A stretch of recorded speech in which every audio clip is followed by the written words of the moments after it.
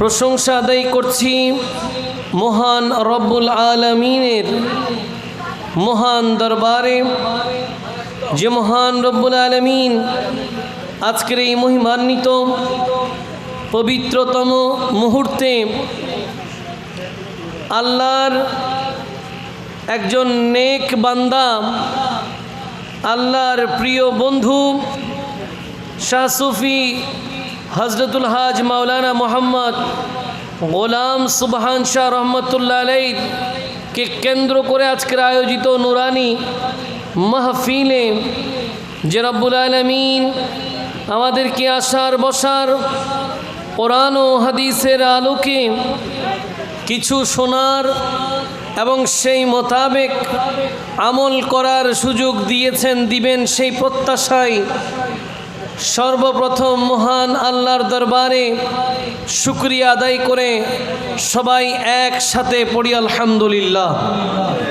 আর একটু উঁচু আওয়াজে লক্ষ কোটি দুরুদ আর সালাম জানাই তাজেদারে নবুয়ত, শমএ রিসালত, মা'দানে হিদায়ত, নূরে মুজাসসম, নূরিল ওয়ারাম, শামসিদ দুহাম, বদরিদ দুজাম, সদরিল উলাম, নূরিল হুদাম, কাহফিল ওয়ারাম, আকা মুহাম্মদুর রাসূলুল্লাহ সাল্লাল্লাহু তাআলা আলাইহি ওয়াসাল্লামের নূরানি কুদুমে আকদাসে অসংখ্যবার দুরুদ আর সালামের হাদিয়া পেশ করার পাশাপাশি লা ইলাহা ইল্লাল্লাহর দরবারে আরও একটিবার শুকরিয়া আদায় করতে চাই যে রব্বুল আলামিন এমন প্রিয় নবী রহমাতুল্লিল আলামিনের উম্মত বানিয়ে জগতে আমাদের ধন্য করলেন। এই জন্য আরও একটিবার শুকরিয়া আদায় করে সবাই একসাথে পড়ি আলহামদুলিল্লাহ।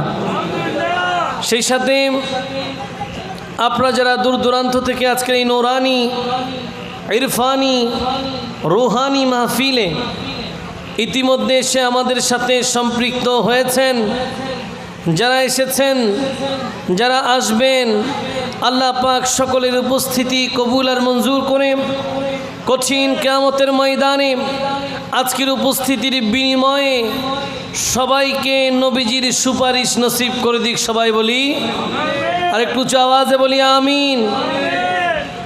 দো জাহাঁ কে ওয়ালি কা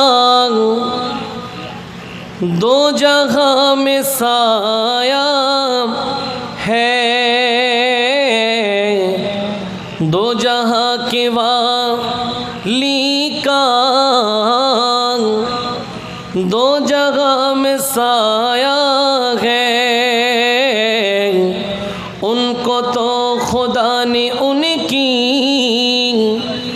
मर्जी से बनाया है, उनको तो खुदा ने उनकी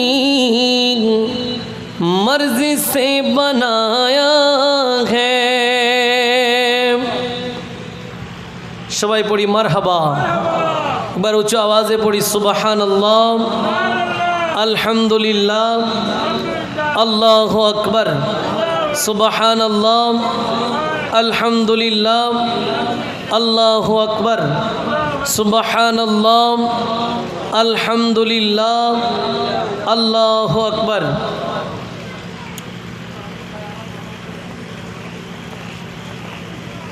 শাহ সুফি হজরতুল হাজ আল্লাহ মাওলানা মোহাম্মদ গোলাম সুবহান শাহ রহমতুল্লাহ আলাই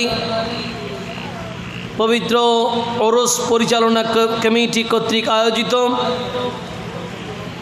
58তম ঐতিহাসিক আজিমুশান ঈদে মিলাদুন্নবী সাল্লাল্লাহু আলাইহি ওয়াসাল্লাম মাহফিলের সদরে মুকাররম সম্মানিত সভাপতি, ঐতিহ্যবাহী মনসা আব্দুল আলিম মুন্সি জামে মসজিদের সুযোগ্য সম্মানিত খতিবে মুকাররম প্রবীণ আলেমে দ্বীন হযরতুল আল্লামা মৌলানা মোহাম্মদ সিরাজুল ইসলাম আল কাদরি মুদ্দাজিল্লুল আলী আজকের এই আজিমুশান মাহফিলের সম্মানিত প্রধান অতিথি, প্রধান আকর্ষণ,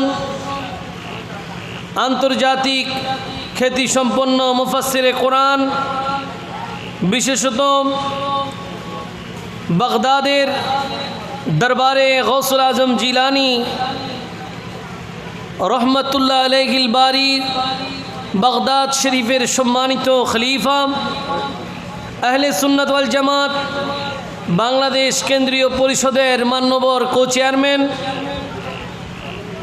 প্রখ্যাত আলেম দ্বীন সুন্নিয়তের অতন্দ্র প্রহরী হযরতুল হাজ আল্লামা মৌলানা আবু সুফিয়ান খান আবিদি আল কাদরি মুদ্দাজিল্লুল আলী আজকের এই নুরানি মাহফিলে বিশেষ ওয়াইজিন হিসেবে উপস্থিত ছিলেন গৌসিয়া কমিটি বাংলাদেশ মনসা শাখার প্রধান উপদেষ্টা প্রবীণ আলেম দ্বীন হযরতুল আল্লামা আলহাজ আবুল কাসেম সাহেব মুদ্দাজিল্লুল আলী।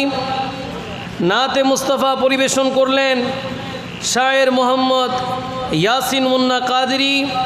সেই সাথে আজকের এই নুরানি মাহফিলের সম্মানিত বিশেষ অতিথি, এই পটিয়া কুসুমপুরা ইউনিয়ন পরিষদ ৮ নং ওয়ার্ডের মাননীয় ইউপি সদস্য, বিশিষ্ট রাজনীতিবিদ জনাব মোহাম্মদ আব্দুর রহিম মেম্বার সহ ডানে বামে সামনে পেছনে পর্দার আড়ালে যারা যেখান থেকে শুনছেন সকলের দৃষ্টি আকর্ষণ করে আরও একটিবার সালাম দিতে চাই।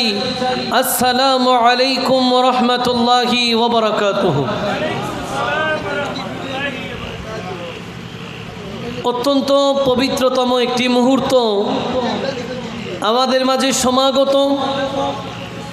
আমরা জানি এখন রবিউল আউয়াল শরীফের মাস চলছে।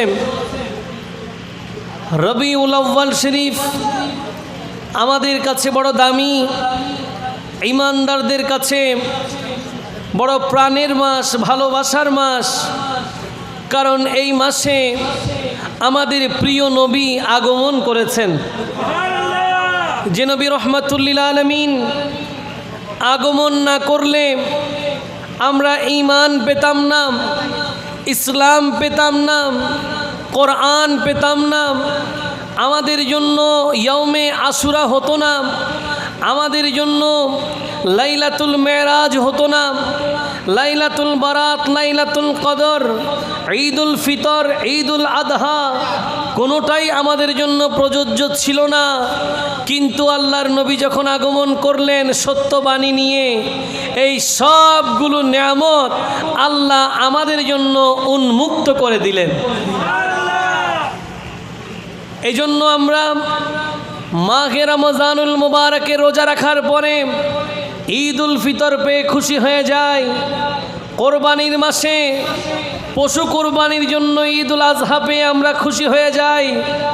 কারবালার মাসে ইমামে হুসাইনের রক্তের বিনিময়ে যেই ইসলাম সত্য সেই রূপরেখা ফিরে পেল এবং ইমামে হুসাইনের রক্তের বিনিময়ে আজকের এই পরিশুদ্ধ ইসলাম আমাদের পর্যন্ত পৌঁছালো। এই জন্য আজকের দিন পর্যন্ত আমরা ইয়াউমে আশুরাকে সম্মানের সাথে স্মরণ করি। এই সব নিয়ামতের পাশাপাশি লাইলাতুল মেরাজ উম্মতে মুহাম্মদীর জন্য, এই রাতে উম্মত ইবাদত করে। লাইলাতুল বারাত উম্মতে মুহাম্মদীর জন্য, এই রাতে উম্মত ইবাদত করে। লাইলাতুল কদর উম্মতে মুহাম্মদীর জন্য, এই রাতে উম্মত ইবাদত করে। এত এত নিয়ামত যে নবীর কারণে পেলাম, ওই নবী আগমন করেছেন রবিউল আউয়াল শরীফে। বলুন বাকি যা পেলাম তা তো নবীর কারণে পেলাম। তাই নবী যেই মাসে এসেছে ঈমানদারদের জন্য ওই মাস, ওই সময়, ওই দিন সব কিছুর চেয়ে বেশি দামি। আল্লাহু আকবার, ইয়া রাসূলুল্লাহ। জিন্দাবাদ, জিন্দাবাদ, জিন্দাবাদ, জিন্দাবাদ। এই জন্য তো আমরা বলি সকল ঈদের সেরা ঈদ ঈদে মিলাদুন্নবী। সকল ঈদের সেরা ঈদ ঈদে মিলাদুন্নবী। অনেক ভাইরা এই কথাই দ্বিমত পোষণ করতে পারেন, এটা স্বাভাবিক, সবাই একমত হবেন এমন কোনো কথা নাই। কিন্তু কেন আমরা সকল ঈদের সেরা ঈদ ঈদে মিলাদুন্নবী বলি? কারণ কি? আরে ভাই, যে নবীর কারণে আমরা আমাদের অস্তিত্ব খুঁজে পেলাম, সেই নবীর মাস তো আমাদের কাছে সবচেয়ে দামি হবে। সেই নবীর আগমনের দিন তো আমাদের জন্য ঈদ হবে। ওই নবী ঈদুল ফিতর বলেছেন বলে আমরা ঈদুল ফিতর পেয়েছি। নবী ঈদুল আজহা আমাদেরকে চিনিয়ে দিয়েছেন বলে আমরা ঈদুল আজহা চিনেছি। তাই যে নবীর কারণে বাকি ঈদ পেলাম, ওই নবীর আগমন তো শ্রেষ্ঠ ঈদ, ঠিক কিনা? কাজেই আপনি যদি একটু চিন্তা করেন, একজন ঈমানদারের জীবনে সবচেয়ে বড় সম্পদ কি? সেটা হবে ঈমান। ঈমানদারের জীবনে সবচেয়ে দামি সম্পদ কি? ঈমান। ঈমান হেফাজত করার জন্য ঈমানদার সব সময় সোচ্চার থাকবে, সতর্ক থাকবে, কোনো কারণে যেন ঈমানটা হারিয়ে না যায়। কারণ ঈমানদার যদি ঈমান হারিয়ে ফেলে তাহলে তো তার জীবনের আর কোনো মূল্য, অথচ সেই মূল্যবান সম্পদ ঈমান, ওই ঈমানের জন্যই আমরা নামাজ পড়ি, ওই ঈমানের জন্য আমরা রোজা রাখি, ওই ঈমানকে মজবুত রাখার জন্য অনেক লক্ষ লক্ষ টাকা দিয়ে মানুষ হজ করে, ওই ঈমানকে ঠিক রাখার জন্য হিসাব কিতাব করে যাকাত আদায় করে, ঈমান ঠিক রাখার জন্য সব কিছু করে। অথচ যাকে আমিরুল মুমিনিনা ফিল হাদিস বলে, সেই ইমাম বুখারী সহিহ বুখারী শরীফের কিতাবুল ঈমানের মধ্যে একখানা হাদিস আনলেন, যেখানে নবী শুরুতেই বললেন ফাওয়াল্লাযী নাফসি বিয়াদিহি। একটা কথা নবী বলছেন, তার আগে বললেন আমি সেই সত্তার শপথ করে বলি যার কুদরতি হাতে মুহাম্মদের প্রাণ। নবী এমন এক গুরুত্বপূর্ণ কথা বলবেন, যেই কথা বলার আগে নবী শপথ করলেন এমনভাবে যে আল্লাহর কুদরতের শপথ, যার কুদরতি হাতে প্রিয় নবীর জান। এরপরে বললেন লা ইউমিনু আহাদুকুম হাত্তা আকুনা আহাব্বা ইলাইহি মিন ওয়ালিদিহি ওয়া ওয়ালাদিহি ওয়ান নাসি আজমাইন। নবী এবার হাদিস শুরু করলেন, বললেন ও ঈমানদাররা, তোমরা ততক্ষণ পর্যন্ত পরিপূর্ণ ঈমানদার হবে না যতক্ষণ পর্যন্ত নবীজি তোমাদের কাছে তোমাদের জানের চেয়ে, তোমাদের সন্তান সন্ততির চেয়ে, তোমাদের মাতা পিতার চেয়ে, তোমাদের আত্মীয় স্বজনের চেয়ে, কুল কায়নাতের সব মানুষের চেয়ে যতদিন পর্যন্ত নবী তোমাদের কাছে বেশি প্রিয় হবে না, অতদিন পর্যন্ত তোমরা পরিপূর্ণ ঈমানদার হবে। এত ইবাদত করলেন, নামাজ অনেক, রোজা অনেক, হজ অনেক, যাকাত অনেক, আপনি একজন ইবাদত গুজার মানুষ, কিন্তু নবীজির ভালোবাসায় আপনি অপূর্ণতা রয়ে গেছে। নবীজিকে আপনি পরিপূর্ণ ভালোবাসতে পারলেন না, নবীজিকে আপনি আপনার অন্তরে স্থান দিতে পারলেন না। শুধুমাত্র যদি ইবাদতেই মানুষ পার পেত তাহলে সবার আগে শয়তান পার হয়ে যেত। কে পার হয়ে যেত? শয়তান। কারণ শয়তান হওয়ার আগে ফেরেশতাদের প্রধান ছিলেন। ফেরেশতাদের কি ছিলেন? ক্যাপ্টেন ছিলেন, ক্যাপ্টেন। এক নম্বর, পৃথিবীর জমিনে এমন কোনো জায়গা নাই যেখানে নাকি শয়তানের সিজদা পড়ে নাই, কিন্তু একটা কাজেই সে শেষ হয়ে গেল। রব্বুল আলামিন বললেন আমার প্রিয় বান্দা আদমকে তুমি সিজদা করো, সবাই সিজদা করেছেন শয়তান ব্যতীত। রব্বুল আলামিন জিজ্ঞেস করলেন, কেন তুমি সিজদা করলে না? সে বলল, আমি তো আগুনের তৈরি আর আদম তো মাটির তৈরি, আমি কিভাবে সিজদা করি? রব্বুল আলামিন বলেন, এই অহংকারের কারণে লানাতি ইলা ইয়াউমি ইউবআসুন, কিয়ামত পর্যন্ত তুমি অভিশপ্ত। এক বাক্যে তার ইবাদত শেষ, এক কথাই গোটা ইবাদত শেষ হয়ে গেল। অথচ এমন অনেকেই আছেন যারা একটু তাকওয়ার কারণে, একটু ফরেজগারির কারণে জান্নাতে যাবে। কয়টুক? বনি ইসরাইলের একজন আল্লাহর ওলির কথা সমাদৃত আছে। আপনারা জানেন, যিনি 99 জন মানুষ হত্যা করেছেন। কয়জন? এটা কিন্তু নিছক কোনো গল্প গুজব নয়, এই হাদিস বুখারী মুসলিমে আছে। তিনি 99 জন হত্যা করার পরে তওবা করতে চায়, আল্লাহর দরবারে খালেস নিয়েতে তিনি তওবা চাচ্ছেন। কোথায় পাবে? এদিকে জিজ্ঞেস করে, আমি কি তওবা পাবো? বলেন, না না, 99 জন মেরে ফেলেছো, তোমার আর কি তওবা? খুঁজে সব জায়গায় গেলেন, একজন আলেমের কাছে পরামর্শ চাইলেন, আমি 99 জন মানুষ হত্যা করেছি, আমার জন্য কি তওবার দরজা খোলা আছে? ওই আলেম বললেন, আপনি 99 জন হত্যা করেছেন, তওবা তো প্রশ্নই নাই। তখন তিনি উনাকেও হত্যা করলেন, উনাকেও হত্যা করলেন। হয়ে গেল কতজন? 100 ফিলাপ। 100 পরিপূর্ণ হওয়ার পরেও তিনি তওবার আশা করে। কিসের আশা? তওবার আশা করে। এবার তিনি আবার তওবার জন্য বের হয়ে গেলেন। পথের মধ্যে খবর পেলেন যে সামনে এমন একটা স্থান আছে, এমন একটা জায়গা আছে, যেই জায়গাটা বড় রহমতপূর্ণ, ওখানে গেলে আপনার তওবা নসিব হবে। সুবহানাল্লাহ পড়েন। ওখানে গেলে আপনার কি নসিব হবে? তওবা নসিব হবে। এই তওবা পাওয়ার আশায় তিনি রওনা দিলেন, মাঝপথে তিনি ইন্তেকাল করলেন। জান্নাতের ফেরেশতারাও আসলো, জাহান্নামের ফেরেশতারাও আসলো, সবাই উনার লাশ নিয়ে টানাটানি করে। জান্নাতীরা জান্নাতে নিয়ে যেতে চায়, কারণ তিনি তওবার আশা করেছেন, তওবার পথে বের হয়েছেন। আর জাহান্নামীরা বলে, এত এত পাপ করেছে, জান্নাতে যাওয়ার সুযোগ নাই, সে জাহান্নামে যাবে। দুই দল ফেরেশতা যখন একে অপরের সাথে তর্কে লিপ্ত হয়ে গেল, মহান রব্বুল আলামিনের কাছে গিয়ে বললেন, ও বারি তাআলা, এই বান্দা 100 জন হত্যা করার পরেও তুমি রহমানের কাছে দয়া চাই, তুমি রহিমের কাছে ভিক্ষা চাই, এই জন্য তওবার আশায় সে বের হয়েছে, কাজেই তুমি তাকে জান্নাতি হিসেবে কবুল করো। এদিকে জাহান্নামীরা বলে, আল্লাহ, 99 জন হত্যার পরে সে 100 পূর্ণ করেছে, এত এত অপরাধ করার পরে তাকে আপনি জাহান্নামী হিসেবে কবুল করেন। রব্বুল আলামিন ফেরেশতাদেরকে বললেন, সে যেখান থেকে বের হয়েছে আর যেখানে যাবে ওই জায়গাটা ফিতা দিয়ে মাপো। কি দিয়ে? ফিতা দিয়ে মাপো।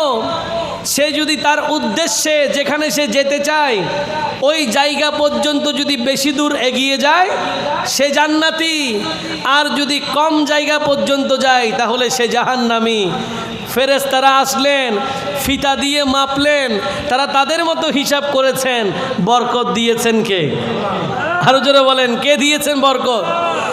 ফিতা দিয়ে তো ফেরেশতারা মাপতেছেন, কিন্তু আল্লাহর দরবারে ওই বান্দার তওবার যেই নিয়ত ছিল এটা এমনভাবে কবুল হয়ে গেছে যে আল্লাহ তাই সে 100 হত্যা করার পরেও তার তওবার কারণে আল্লাহ তাকে জান্নাতি হিসেবে কবুল করেছেন। এই জন্য নামাজ পড়ে অনেকে জাহান্নামে যাবেন। কোরআন আল কারিমে স্টেটমেন্ট দলিল আছে, ফাওয়াইলুল লিল মুসাল্লিন, মুসল্লিরা ওয়াইল দোজকে যাবে। কোন দোজকে? ওয়াইল দোজকে। কোন সূরার আয়াত? সূরা মাউনের আয়াত। প্রায় পড়েন না আপনারা? আরাইতাল্লাযী ইউকাযযিবু বিদ্দীন পড়েন না? ওখানে 4 নম্বর আয়াতে আছে ফাওয়াইলুল লিল মুসাল্লিন, মুসল্লিরা নামাজিরা ওয়াইল দোজকে যাবে। কেন? এরা মানুষকে দেখানোর জন্য নামাজ পড়েছে। তাহলে বোঝা গেল নামাজিদের মধ্যেও 2 প্রকার। একইভাবে রোজাদারও দুই প্রকার, একইভাবে জাকাত দাতা দানশীল দুই প্রকার, একইভাবে হাজি সাহেবও দুই প্রকার। কেউ আলহাজ নামের জন্য হজ করে, কেউ আল্লাহর প্রেমে কাবা তাওয়াফ করে, ঠিক কি না? কেউ মানুষকে দেখানোর জন্য দান করে, কেউ গোপনে দান করে আল্লাহর কাছে প্রিয় হতে চায়। কাজেই আল্লাহর নবী বললেন, এত এত ইবাদত করেছো কিন্তু আমাকে তুমি ভালোবাসতে পারো নাই, আমার ভালোবাসা তোমার মধ্যে পরিপূর্ণ আসে নাই, তুমি কোনোদিন ঈমানের মধ্যে পূর্ণতা খুঁজে পাবে না। কাজেই ঈমান পরিপূর্ণ হতে হলে, ঈমানে পরিপূর্ণতা পেতে গেলে নবীর ভালোবাসা শর্ত, নবীর ভালোবাসা শর্ত। আপনারা জানেন সাহাবায়ে কেরাম যখন নামাজ পড়তেন, একদম শেষ দিকের ঘটনা, হযরত আবু বকর সিদ্দিক রাদিয়াল্লাহু তাআলা আনহু নামাজের ইমামতি করছেন, সাহাবায়ে কেরাম পিছনে মুক্তাদি হয়ে নামাজ আদায় করছেন। আল্লাহর নবী অসুস্থ ছিলেন, এই জন্য সিদ্দিক আকবর রাদিয়াল্লাহু তাআলা আনহু নামাজের ইমামতি করছেন। তো নবীজি একটু সাহাবায়ে কেরামদেরকে তারা কেমন নামাজ পড়েন একটু দেখতে চাইলেন। অসুস্থ শরীর নিয়ে যখন নবীজির হুজরা মোবারক থেকে জানালার পর্দা একটু তুললেন, সাহাবায়ে কেরাম বলছেন, সহিহ মুসলিমের হাদিস এবং সহিহ বুখারীতেও আছে, যে যখন আল্লাহর নবী আমাদেরকে ফাঁক থেকে দরজার ভেতর থেকে একটু পর্দা তুলে দেখছেন, আল্লাহর নবীর নূরের ঝলক আমাদের সামনে এসে পড়ল।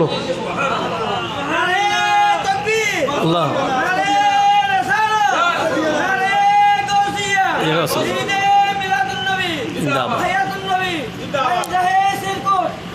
সাহাবায়ে কেরাম বললেন যে আমাদের মনে হচ্ছিল নবীজি এখন আমাদের মাঝে তশরিফ আনবেন, অথচ সাহাবায়ে কেরাম তখন নামাজে।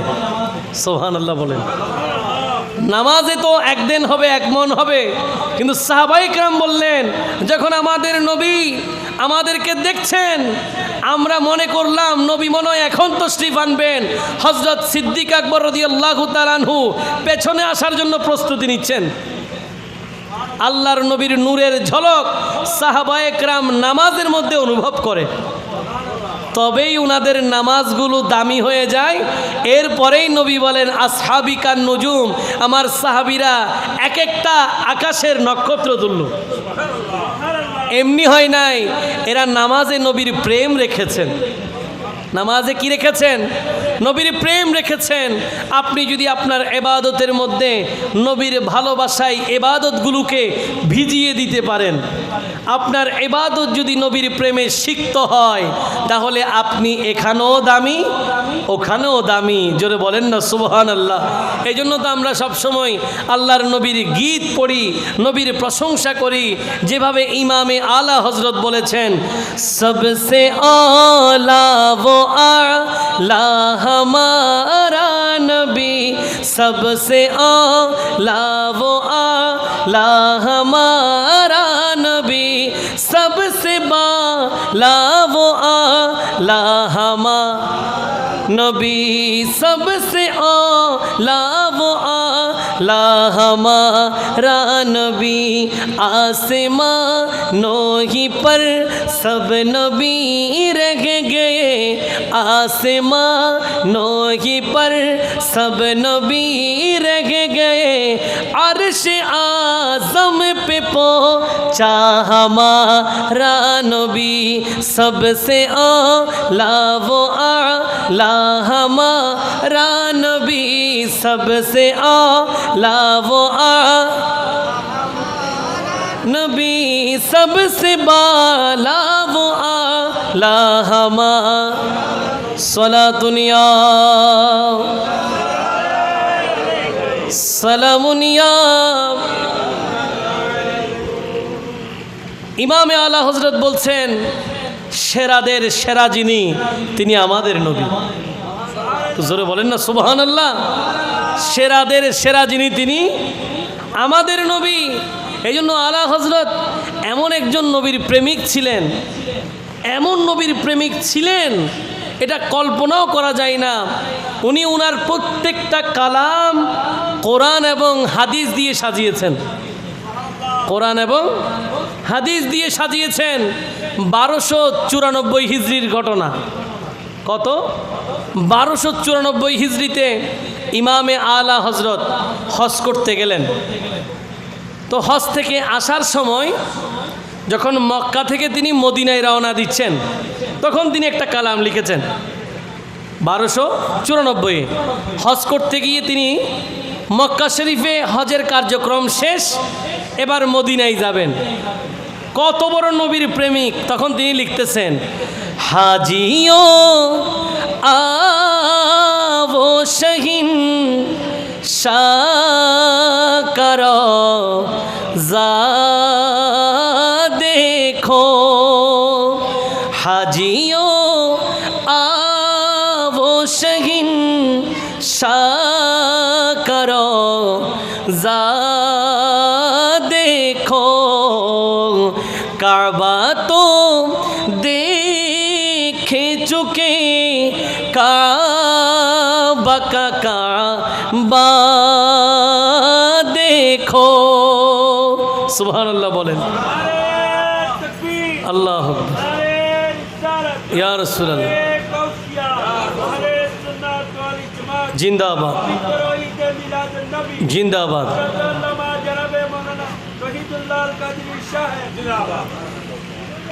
আলা হজরত কত সুন্দর লিখলেন, বললেন হাজিও আও শাহিন শাকা রওজা দেখো, আসো মক্কা শরীফে হস্ত শেষ, এবার একটু বাদশার দরবারে আসো।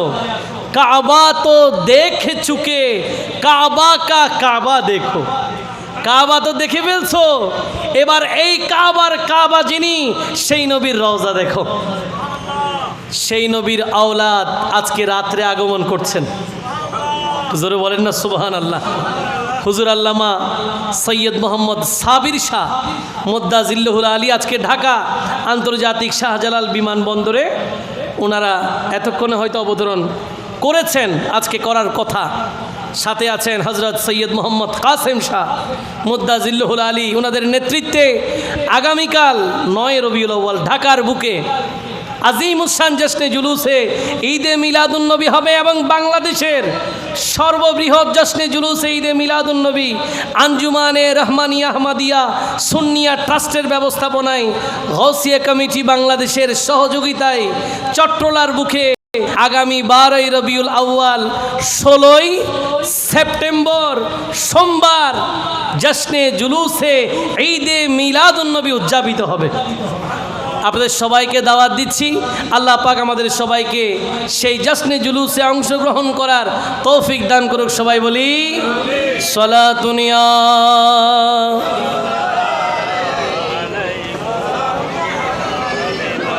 আসুন, নবী আমাদের জন্য কত কষ্ট করেছেন, কত আঘাত সহ্য করেছেন, দিনের দাওয়াত দিয়েছেন।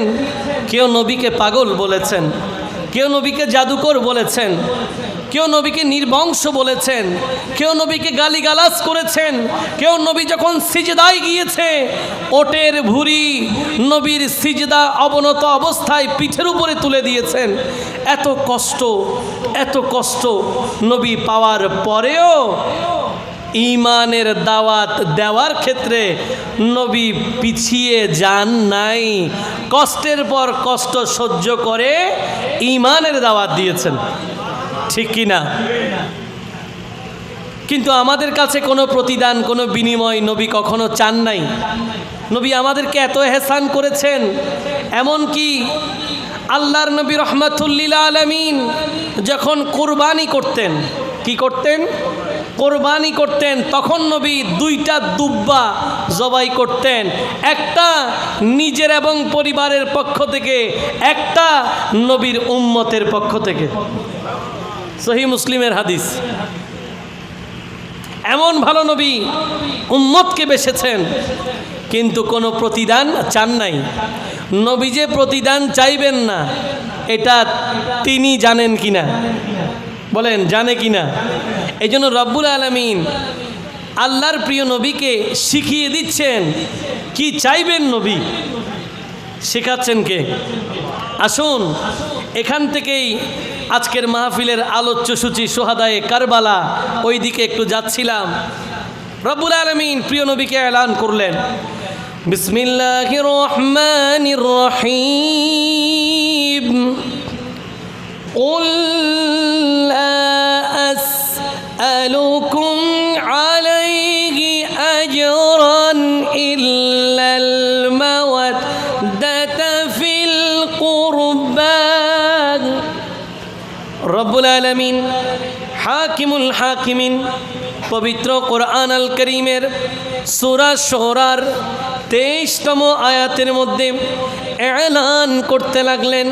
আল্লাহ বলেন, ইয়া রাসূলুল্লাহ, ইয়া হাবিবাল্লাহ, ও নবী আপনি বলুন। সুবহানাল্লাহ। কে বলবে? নবীজি বলবে। কে বলার জন্য বলেছেন? আল্লাহ বলার জন্য বলেছেন। যখনই কোনো গুরুত্বপূর্ণ একটু বিষয় হয়ে যায়, ওই জায়গায় আল্লাহ পাক নবীজিকে বলেন কুল, হাবিব আপনি বলেন।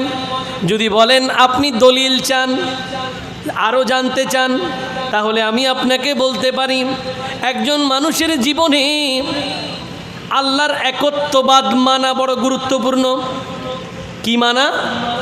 আল্লাহর একত্ববাদ, আল্লাহকে এক মানা, আল্লাহকে এক জানা সবচেয়ে বড় 1 নম্বর কাজ, ঠিক কি না? কেউ যদি আল্লাহকেই না মানে তার তো আর ঈমানের কোনো প্রশ্ন। তাহলে আল্লাহর একত্ববাদ সর্বাগ্রে মানতে হবে। রব্বুল আলামিন আল্লাহর একত্ববাদের মতো সবচেয়ে গুরুত্বপূর্ণ বক্তব্যে নবীজির কথা আগে এনেছেন। রব্বুল আলামিন এলান করলেন, বিসমিল্লাহির রহমানির রহিম, কুল হুয়াল্লাহু আহাদ। সুবহানাল্লাহ। রব্বুল আলামিন বলেন, ইয়া রাসূলুল্লাহ, ইয়া হাবিবাল্লাহ, ও নবী আপনি বলুন আল্লাহ এক। আল্লাহ এক, এটা আল্লাহ পাক ডিরেক্ট বললে কি অসুবিধা হবে? কেউ কি না মেনে থাকতে পারবে? এখানে আপনার আমার কোনো সুযোগ নাই চয়েস করার, এটা নেবেন না এটা নেবেন, এরকম কোনো সুযোগ। ডিরেক্ট বক্তব্য আল্লাহ এক, এটা মানলে আপনি ইমানদার হতে পারার একটা সুযোগ আছে, যদি সাথে নবীকেও মানেন। আর যদি আপনি আল্লাহ এক মানেনই না, তাহলে ইমানের আর কোনো সুযোগ। এরকম একটা গুরুত্বপূর্ণ কথাই রব্বুল আলামিন শুরুতে বললেন, হাবিব আপনি বলুন আল্লাহ এক। এখন আপনাদের মনে প্রশ্ন জাগতে পারে, এই কথাটা ডিরেক্ট আল্লাহ বললেই তো হয়ে যায়, নবীকে কেন বলতে বললেন? কারণ কি? আমার ক্ষুদ্র মস্তিষ্কে যেটুক ধরেছে আজকের এই দিন পর্যন্ত, আপনি দেখেন কেউ যদি আল্লাহর একত্ববাদের কথা জানতে চায়, আপনাকে রেফারেন্স সবার আগে এটা দিতে হবে, সূরা ইখলাসের 1ম আয়াত, ঠিক না? ঠিক ওই জায়গায় সবার আগে আপনাকে বলতে হবে কুল, রসুল আপনি বলুন। কেন?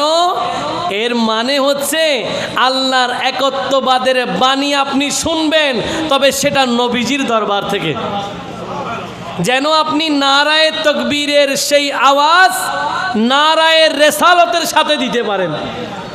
এই জন্য আপনি কালেমা দেখলেও দেখবেন লা ইলাহা ইল্লাল্লাহ মুহাম্মাদুর রাসূলুল্লাহ, 2টা ভাগ, আপনাকে দুটোটার উপরেই ঈমান আনতে হবে। শুধু একটা মানলে হবে?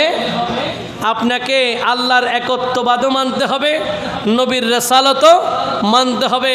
এই জন্য জাতীয় কবি কাজী নজরুল ইসলাম তিনি বড় সুন্দর লিখেছেন, তৌহিদেরি মুর্শিদ আমার মুহাম্মদের নাম, মুর্শিদ মুহাম্মদের নাম। সুবহানাল্লাহ পড়েন। কি পরিমাণ মেধা ছিল কবি নজরুলের, উনার লিখনি দিয়ে আপনি সেটা প্রমাণ পাবেন। শুধু একটা লাইন সূরা ইখলাসের প্রথম আয়াতের ব্যাখ্যা তিনি লিখলেন, তাওহীদেরই মুর্শিদ। তাওহীদ মানে একত্ববাদ, আল্লাহকে এক জানা, আল্লাহকে এক মানা। নজরুল লিখলেন তাওহীদেরই মুর্শিদ। তাওহীদ মানে একত্ববাদ, মুর্শিদ মানে যিনি পথ প্রদর্শক, পথ দেখায়। তিনি বললেন আল্লাহর একত্ববাদের পথ যিনি দেখালেন তিনি আমাদের নবী। জোরে বলেন না সুবহান। যখনই কোনো কোরআন আল কারীমের গুরুত্বপূর্ণ বিষয় নিয়ে আলোচনা হয় তখনই রব্বুল আলামিন প্রিয় নবীকে খেতাব করেন, নবীকে ডাক দেন, কুল হাবিব আপনি বলুন। কথা আল্লাহর, জবান আমার নবীর। কথা আল্লাহর, জবান আমার।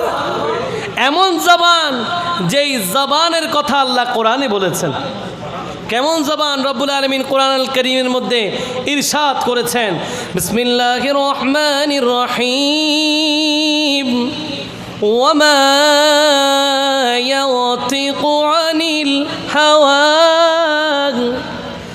ইন হুয়া ইল্লা ওয়াহয়ুন ইউহা।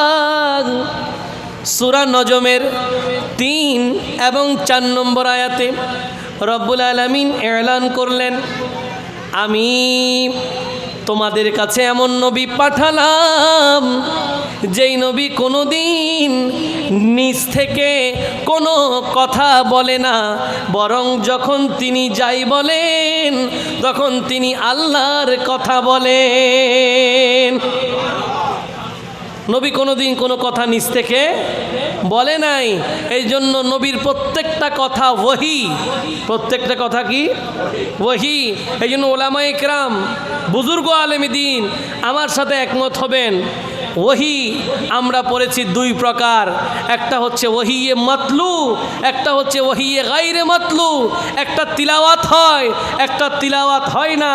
একটা কোরআন, একটা হাদিস। একটা কোরআন, একটা হাদিস। নবীর কালাম, আল্লাহর নবী রহমাতুল্লিল আলামিনকে আল্লাহ ডাক দিলেন, কুল হাবিব আপনি তো প্রতিদান চাইবেন না, কাজেই আল্লাহই ডাক দিলেন, ইয়া রাসূলুল্লাহ, ইয়া হাবিবাল্লাহ আপনি বলুন, লা আসআলুকুম আলাইহি আজরা, আপনি কোনো প্রতিদান চান না, কোনো বিনিময় চান না, ইল্লাল মাওয়াদ্দাতা ফিল কুরবা, একটা চান তারা যেন আপনার কাছের মানুষদেরকে ভালোবাসে। কোনো প্রতিদান চান না। লা আসআলুকুম আলাইহি আজরা, হাবিব আপনি বলে দিন আপনি তাদের কাছে কোনো প্রতিদান চান না, তবে হ্যাঁ একটা চান, ইল্লাল মাওয়াদ্দাতা ফিল কুরবা, তারা যেন আপনার নিকটাত্মীয় কাছের মানুষদেরকে ভালোবাসেন। একটু জোরে বলেন না সুবহানাল্লাহ। আল্লাহু আকবার। ইয়া রাসূলুল্লাহ জিন্দাবাদ, জিন্দাবাদ।